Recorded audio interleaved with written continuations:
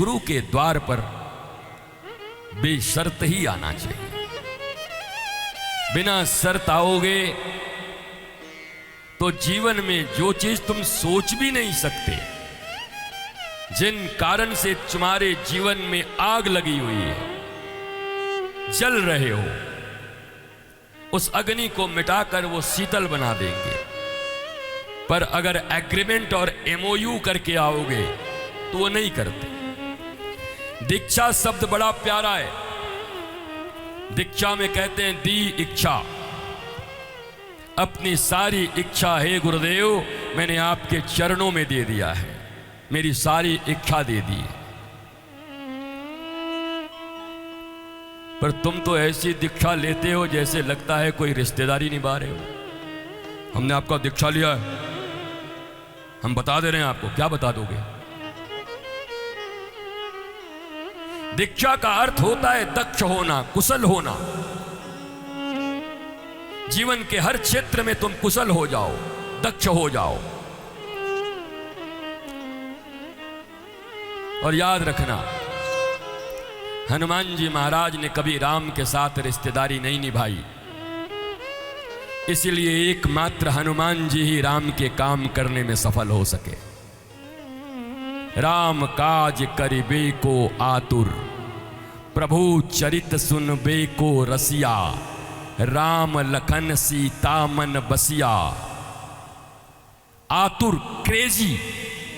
हनुमान जी भी क्रेजी हैं, पर राम जी के काम के लिए है। ऐसा नहीं कि वो क्रेजी नहीं है, क्रेजी, पर राम काम के लिए। इसलिए तो पहाड़ ऊपर टंगा रह गया, हनुमान जी गिर गए, भगवान ने संभाल दिया। अरे मेरा हनुमान लेके जा रहा है। बाद में राम जी ने कह दिया कि हनुमान जी पवन पुत्र हैं, इसलिए पवन ने संभाल दिया पहाड़ को। बताओ, राम जी कभी अपने ऊपर अपनी बड़ाई नहीं लेते, वो कहते हनुमान जी ने किया, और हनुमान जी कहते हैं रघुवीर ने किया, रघुनाथ ने किया। लड़ाई तो वहां है जहां गुरु कह रहा है मैंने किया, चेला कह रहा है मैंने आपको गुरु बनाया है। आजकल कई चेले ही कह रहे हैं कि मैंने आपको गुरु बनाया है। हमको यह समझ नहीं आया, जब तू हमको बना सकता है तो खुद क्यों नहीं बन गया? बोलो।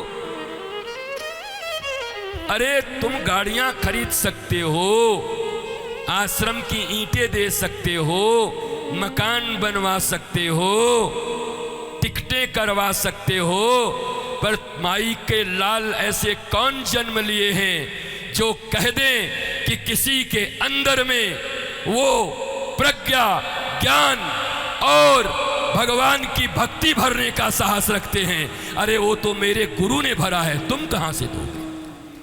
मैं मेरे गुरु के प्रति लॉयल हूं। मेरा गुरु ही मेरे लिए महान है, मेरे गुरु ही मेरे लिए माता पिता, मेरे भगवान है।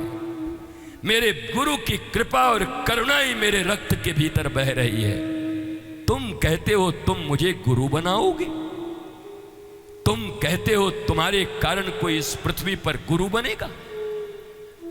और अगर तुमको ये अहंकार हो गया, मेरी दी हुई गाड़ियों पर चलते हैं, मेरा दिया खड़ाऊं पहनते हैं, मेरे दिए कपड़े पहनते हैं, तो तुम रावण और कंस के दूसरे एडिशन बन रहे हो। रावण भी ऐसे ही था, जाके कैलाश सहित उठा लिया। पार्वती जी ने कहा ये क्या हुआ, भूकंप आ गया क्या? बोला नहीं, चेला प्रणाम कर रहा है। मतलब बोला रावण झुक सकता नहीं, वो झुकता नहीं किसी के सामने। उसकी प्रणाम करने की इच्छा हुई तो कैलाश उखाड़ के माथे से लगा लिया। प्रणाम है गुरुजी, मौज में रहो, ऐसे से हिला रहा था। और ऊपर पार्वती जी डग डग डग डग कर रही थी। बोला ऐसे ऐसे चेला पाल रखे हो? बोला हमारे चेला ऐसे ही है सब, रावण जैसा। रावण झुक नहीं सकता, रावण गुरु को ही उठा लेता है कि तुमको प्रणाम चाहिए तो यहां तक उठो, ऊपर सीढ़ी पर उठो, पांव लगाओ यहां पर। दुनिया में ऐसे ऐसे भी लोग हैं। बोला गुरुजी आपका चरण चाहिए हमको। बोला आजा, हम झुकते उगते नहीं हैं, थोड़ा आप ऊपर चढ़िए। तो ये शिष्यता नहीं।